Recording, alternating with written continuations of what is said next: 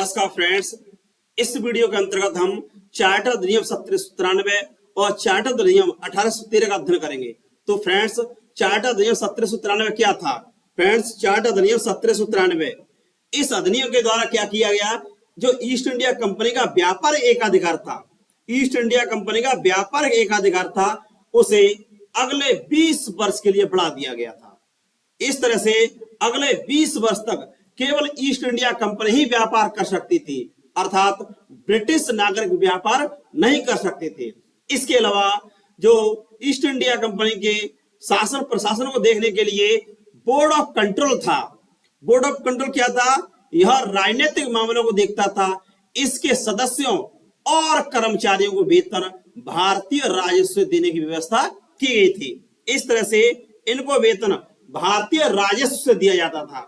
ठीक है फ्रेंड्स, इनको वेतन भारतीय राजस्व दिया जाता था। ये ब्रिटिश शासन काल की कुछ मुद्राएं ये अंग्रेजी शासन काल में चलती थी। इस तरह से मित्रों, इनको वेतन सैलरीज भारतीय राजस्व दी जाती थी और कंपनी के व्यापार अधिकार अगले 20 वर्ष के लिए बढ़ा दिए गए थे। नेक्स्ट पॉइंट देखेंगे, चार्टर अधिनियम 1813। चार्टर अधिनियम 1813, इसमें क्या प्रावधान किया गया था? तो मित्रों, इस अधिनियम के द्वारा धर्म, शिक्षा और व्यापार पर व्यापक परिवर्तन किया गया था। ठीक है फ्रेंड्स, इसके द्वारा रिलीजन पर, ट्रेड पर और एजुकेशन पर व्यापक परिवर्तन किया गया। क्यों? क्योंकि पहली बार जो कंपनी का व्यापार एकाधिकार था उसको बदला गया, अर्थात ट्रेड मोनोपोली समाप्त कर दी गई थी। इसी प्रकार भारतीय शिक्षा व्यवस्था पर भी अंग्रेजों ने 1 लाख रुपए व्यय करने का प्लान बनाया था।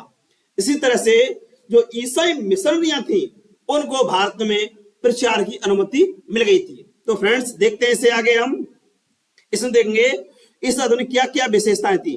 कंपनी के व्यापार एकाधिकार को समाप्त कर दिया गया। जो ब्रिटिश ईस्ट इंडिया कंपनी थी उसके व्यापार के एकाधिकार को, मोनोपोली को समाप्त कर दिया गया। अब कोई भी नागरिक व्यापार कर सकते थे। इस तरह से जो ब्रिटिश नागरिक थे वह भी व्यापार कर सकते थे, जबकि इससे पहले फ्रेंड्स केवल ईस्ट इंडिया कंपनी व्यापार करती थी। लेकिन इसमें व्यवस्था कर दी गई कि जो चीन के साथ व्यापार था और चाय का व्यापार था उस पर एकाधिकार बना रहा। देखेंगे फ्रेंड्स, ये चाय का व्यापार है, इस पर एकाधिकार बना रहा था। चाय का व्यापार केवल ब्रिटिश ईस्ट इंडिया कंपनी कर सकती थी। इसके अलावा पूर्वी देश और चीन के साथ व्यापार था, वह कंपनी के एकाधिकार में बना रहा। इसे देखिए फ्रेंड्स, जो ईसाई मिशनरियां थी, भारत में ईसाई मिशनरियों को धर्म के प्रचार की अनुमति मिल गई। इस तरह से भारत में ईसाई धर्म का प्रचार कर सकते थे। जिस तरह से देखेंगे फ्रेंड्स, नॉर्थ ईस्ट में और केरल में, गोवा में, कर्नाटक में, इसी तरह से उत्तर भारत में जगह जगह जो ईसाई मिशनरी स्कूल खोले गए, कॉलेज खोले गए, ये इसी अधिनियम के तहत बनाए गए थे। इस तरह से भारत में ईसाई मिशनरी अपना धर्म प्रचार कर सकते थे। नेक्स्ट देखेंगे, अब शिक्षा पे देखा जाए, 1813 के चार्टर अधिनियम के द्वारा ही भारत की शिक्षा पर 1 लाख रुपए खर्च करने की व्यवस्था की गई। इस तरह से फ्रेंड्स, पहली बार ब्रिटिश सरकार के द्वारा इंडियन एजुकेशन सिस्टम पर 1 लाख रुपए खर्च करने की व्यवस्था की गई थी। अब ब्रिटिश सरकार प्रति वर्ष 1 लाख रुपए से भारत की शिक्षा व्यवस्था कर सकती थी। अब देखिए नेक्स्ट फ्रेंड्स, कंपनी के व्यापार अधिकार को इस राजलेख के द्वारा, चार्टर अधिनियम के द्वारा 20 वर्ष के लिए पुनः बढ़ा दिया गया। कुल मिलाकर मित्रों देखेंगे कि लगभग सभी चार्टर अधिनियम के द्वारा भारत में ईस्ट इंडिया कंपनी के शासन को अगले 20 वर्ष के लिए बढ़ा दिया जाता था।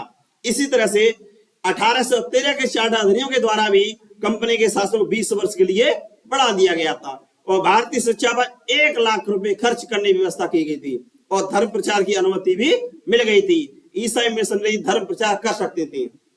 इस तरह देखेंगे फ्रेंड्स, ये इमेज है, इसमें ईसाई मिशनरियों आगमन को दिखाया गया है और ये कॉलेज है, अर्थात शिक्षा। ये ब्रिटिश शासनकाल की सबसे बड़ी विशेषता है। इस अधिनियम सबसे बड़ी विशेषता है कि भारत में ईसाई मिशनरियों ने स्कूल खोले जो कि अंग्रेजी शिक्षा प्रणाली में होते थे। इस तरह से भारत में नए विचारों के प्रचार प्रसार की अनुमति मिल गई थी।